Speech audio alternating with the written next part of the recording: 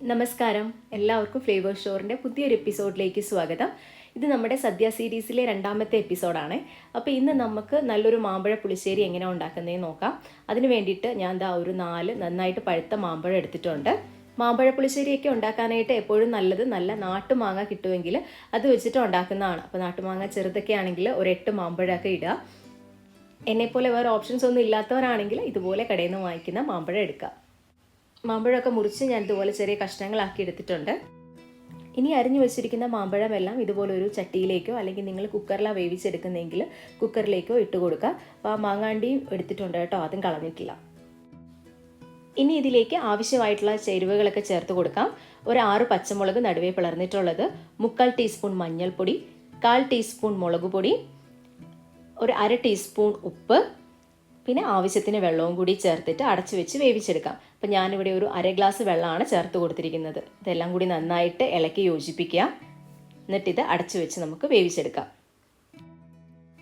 ഇത് മാമ്പഴമാണ്, അപ്പോൾ മധുരമുള്ള സാധനം ആയതുകൊണ്ട് അടിക്ക് പിടിക്കാനായിട്ടുള്ള സാധ്യതയുണ്ട്.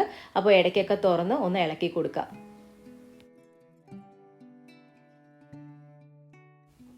വേവാൻ വെച്ച മാമ്പഴത്തിൻ്റെ വെള്ളമൊക്കെ പറ്റി നന്നായിട്ട് വെന്ത് കിട്ടിയിട്ടുണ്ട്. ഇപ്പം ഇതിൻ്റെ അകത്ത് ഈ ചാറ് പോലെ കാണുന്നത് മാമ്പഴത്തിൽ നിന്ന് ഇറങ്ങി വന്ന ജ്യൂസാണ് കേട്ടോ. ഇതിൽ ഒരുപാട് കഷ്ണങ്ങളായിട്ടുണ്ടെങ്കിൽ ഒരു തവിയുടെ മൂട് ഉപയോഗിച്ചിട്ട് നന്നായിട്ട് ഒന്ന് കഷ്ണങ്ങൾ ഉടച്ചു കൊടുക്കുക കേട്ടോ. ഇനിയിപ്പോൾ നമുക്കിതിലേക്ക് അരപ്പ് ചേർത്ത് കൊടുക്കാം.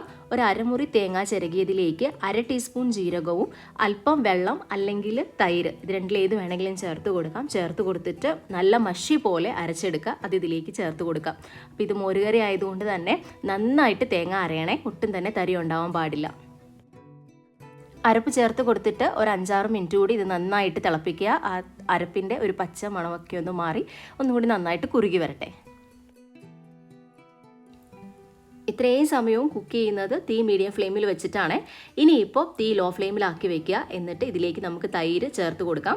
അപ്പോൾ 1/2 ലിറ്റർ അത്യാവശ്യം പുളിയുള്ള തൈരാണ് എടുത്തിരിക്കുന്നത്. പുളിശ്ശേരി ആയതുകൊണ്ട് തന്നെ അത്യാവശ്യം പുളിയുള്ള തൈര് തന്നെ എടുക്കുക. ഇത് കട്ടകളൊന്നും ഇല്ലാണ്ട് നന്നായിട്ട് ഇതുപോലെ ഉടച്ചെടുക്കുക. ഉടച്ചെടുത്ത തൈര് ഇതിലേക്ക് ചേർത്ത് കൊടുക്കാം. ഇനി ഇതെല്ലാം കൂടി ഒന്ന് നന്നായിട്ട് ഇളക്കി യോജിപ്പിച്ചെടുക്കാം. ഇനി ഇതിലേക്ക് ആവശ്യമായിട്ടുള്ള ഉപ്പ് ചേർത്ത് കൊടുക്കാം. ഞാനൊരു 1.25 ടീസ്പൂണോളം ഉപ്പ് ചേർത്ത് കൊടുത്തിട്ടുണ്ട്.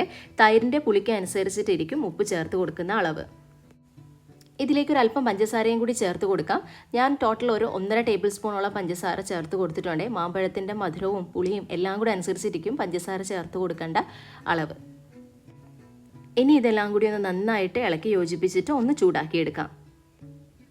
ഇതൊന്ന് പതഞ്ഞ് വരാനായിട്ട് തുടങ്ങിയിട്ടുണ്ട്. ഈ ഒരു സമയം ഇതിലേക്ക് ഒരു 1/4 ടീസ്പൂൺ ഉലുവാപ്പൊടിയും കൂടി ചേർത്ത് കൊടുക്കാം. ഒന്നുകൂടി നന്നായി ഇളക്കി യോജിപ്പിച്ച് കൊടുത്തിട്ട് നമുക്ക് തീ ഓഫ് ചെയ്യാം. ഇനി ഒരു ചീനച്ചട്ടി അടുപ്പത്ത് വെച്ചിട്ട് അതിലേക്ക് ഒരു 2 ടേബിൾ സ്പൂൺ വെളിച്ചെണ്ണ ഒഴിച്ചു കൊടുക്കാം. എണ്ണ നന്നായി ചൂടായി വന്നതിന് ശേഷം ഇതിലേക്ക് ഒരു 3/4 ടീസ്പൂൺ കടുക് ആഡ് ചെയ്ത് കൊടുക്കാം. പിന്നെ ഒരു 1/4 ടീസ്പൂണോളം ഉലുവയും കൂടി. ഇത് രണ്ടും നന്നായിട്ടൊന്ന് പൊട്ടി വന്നതിന് ശേഷം ഒരു 3-4 വറ്റൽമുളക് ഒന്ന് ചെറുതായിട്ട് മുറിച്ചതും 2 തണ്ട് കറിവേപ്പിലയും കൂടി ചേർത്ത് കൊടുക്കാം.